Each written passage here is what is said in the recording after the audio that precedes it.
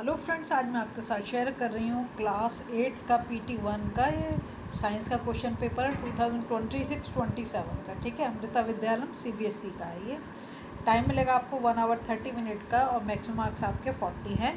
तो सबसे पहले जो आपको केमिस्ट्री का सेक्शन मिलता है, सेक्शन ए, यहाँ पे दे रखा है मल्टीपल चॉइस क्वेश्चन। इसमें देखा विच of the following is the smallest unit of matter. तो ये कॉन्स्टिट्यूएंट पार्टिकल्स होगा, इसका डी ऑप्शन हमारा ठीक हो जाएगा। नेक्स्ट क्वेश्चन है when sugar dissolved in water the overall volume of the liquid does not increase significantly because इसमें सी वाला ऑप्शन ठीक होगा, sugar particles occupy the space between water particles. ठीक है, क्वेश्चन नंबर 3 दे रखा है what type of motion do particles in a solid state exhibit. तो यहाँ पाएगा vibration only about their fixed mean position. Question number 4 आ जाता है which state of matter exhibit the weakest interparticle force of attraction. तो gas होता है, हम अच्छे से जानते हैं। अब इसके बाद आते हैं आपके असर्शन और रीजन वाले क्वेश्चन। असर्शन में दे रखा है क्वेश्चन नंबर 5 में the physical state of a substance depend on the arrangement and movement of the particles. ठीक है, फिर इसका रीज़न दे रखा है solid have the least interparticle spacing and particle vibrate in fixed position while gases have maximum spacing and move freely in all direction. ठीक है, तो ये असर्शन भी ठीक है, रीजन भी ठीक है, उसको करेक्ट एक्सप्लेनेशन भी है। तो इसमें हमारा ऑप्शन ए ठीक हो जाएगा, both assertion and reason are true and the reason is the correct explanation of assertion. ठीक है, क्वेश्चन नंबर 6 दे रखा है liquids do not have a fixed shape but maintain a fixed volume. Reason दे रखा है यहाँ पर in liquids the particles are tightly packed and can not move past one another allowing them to flow. तो देखो liquid में तो particle flow तो कर सकता है, ये तो गलत हो गया। असर्शन हमारा ठीक है, तो हमारा सी ऑप्शन जो है A is true and R is false, ये हो जाएगा। ठीक है, सी वाला ऑप्शन। अब जाते हैं हम नेक्स्ट पेज पर। यहाँ पर दे रखा आंसर द फॉलोइंग क्वेश्चन। ये आपने खुद से करना है, जो 2 मार्क के क्वेश्चन से ये खुद से करेंगे और 4 मार्क वाला क्वेश्चन भी आप अपने आप करेंगे। इसको अच्छे से पहले क्वेश्चन को पढ़ें, समझें, उसके बाद करें। अगर आपको ये आंसर नहीं आ रहा है क्योंकि लिखना पड़ेगा इसलिए मैंने नहीं करे, तो मैं आपको ये भी आपके साथ मतलब शेयर कर दूंगी। आप एक बार पढ़ के देखो, इजी क्वेश्चन है, मुश्किल नहीं है, आप आराम से कर पाओगे। ठीक है, अब हम चलते हैं नेक्स्ट सेक्शन बी पर। सेक्शन बी जो हमारा फिजिक्स का है, यहाँ पर मल्टीपल चॉइस क्वेश्चन में दे रखा है which material is commonly use for making heating elements. तो निक्रोम, सी ऑप्शन हमारा ठीक है। Question number 11 which of the following applications does not use N electromagnet. तो इसमें तुम्हारा एन इलेक्ट्रिक आयरन आएगा। ठीक है, डी वाला ऑप्शन। क्वेश्चन नंबर 12 दे रखा था filament of an electric bulb is made up of. तो टंगस्टन आएगा, सी वाला ऑप्शन ठीक है। क्वेश्चन नंबर 13 है which of the following does not affect the strength of an electromagnet. इसमें तुम्हारा बी वाला ऑप्शन ठीक हो जाएगा, the insulating material around the coil. ठीक है, इसके बाद आ जाता है तुम्हारा असर्शन और रीजनिंग वाले क्वेश्चन।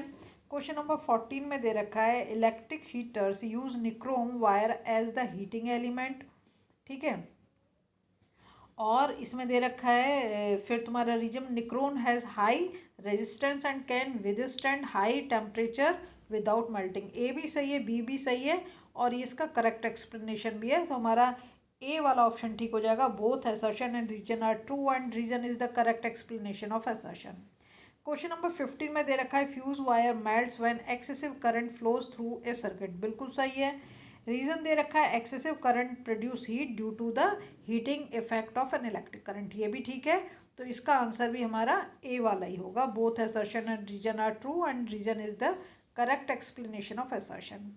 इसके बाद फिर आपके 2 मार्क के क्वेश्चन आते हैं, आप खुद से करेंगे। ठीक है, और ये 3 मार्क का क्वेश्चन है, इसे भी आपने खुद से करना। अगर कोई भी क्वेश्चन नहीं हो तो मैंने बोला मैसेज करें, तो मैं आपको इसके आंसर भी कर दूँगी। ठीक है, फिर आ जाता हमारा सेक्शन सी जो कि बायोलॉजी का है। यहाँ लिख रखा है माइक्रोग्राफी वॉज पब्लिश्ड बाई। तो फर्स्ट वाला है रॉबर्ट हुक। सेकंड में दे रखा the curved shape of the water drop bend light rays just act like lens, इसमें आंसर हो जाएगा आपका बी वाला। फिर आ जाता है the control centre of a cell, ये न्यूक्लियस है, बी ऑप्शन। अब the tiny structure inside the cell are called cell organelles बोलते हैं। ठीक है, फिर असर्शन और रीजन वाले क्वेश्चंस आ जाते हैं। तो यहाँ पर दे रखा है फर्स्ट क्वेश्चन में, cells are called the basic structural and functional unit of life, ये ट्रू है। All the living organism are made up of cells and that perform life process, ये भी ठीक है। तो इसका ऑप्शन ए हो जाएगा। Both assertion and reason are true and reason is the correct explanation of the assertion, ठीक है। क्वेश्चन नंबर 24 में दे रखा है plant cells have a cell wall outside the cell membrane, ये ट्रू है। फिर यहाँ पे दे रखा है the cell wall gives shape support and protection to the cell, ठीक है। तो ये भी हमारा जो है इसमें असर्शन ठीक है, रीजन ठीक है, दोनों ठीक है, लेकिन करेक्ट एक्सप्लेनेशन नहीं दे रहा, तो हमारा बी वाला ऑप्शन हो जाएगा। Both assertion and reason are true but reason is not the correct explanation of assertion, ठीक है। इसके बाद फिर आपके लॉन्ग क्वेश्चन आ जाते हैं, ये 2 मार्क के हैं, इनको अच्छे से करना है आपको। और इसके बाद आएगा आपका आंसर द फॉलोइंग क्वेश्चन, ये दे रखा है, ठीक है। जैसे पूछा why is the cell called the structural unit of the life. देखो हम सबको पता है कि बिल्डिंग ब्लॉक होते हैं सेल, जो किसी भी लिविंग थिंग का क्या है, बिल्डिंग ब्लॉक है, तो वो तो स्ट्रक्चर हो गया।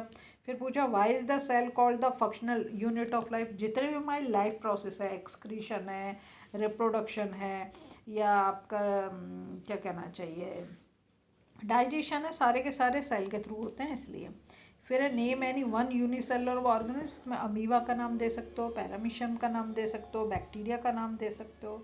अगर आपको वीडियो पसंद आ रही तो प्लीज़ लाइक शेयर सब्सक्राइब कर दें, फॉलो कर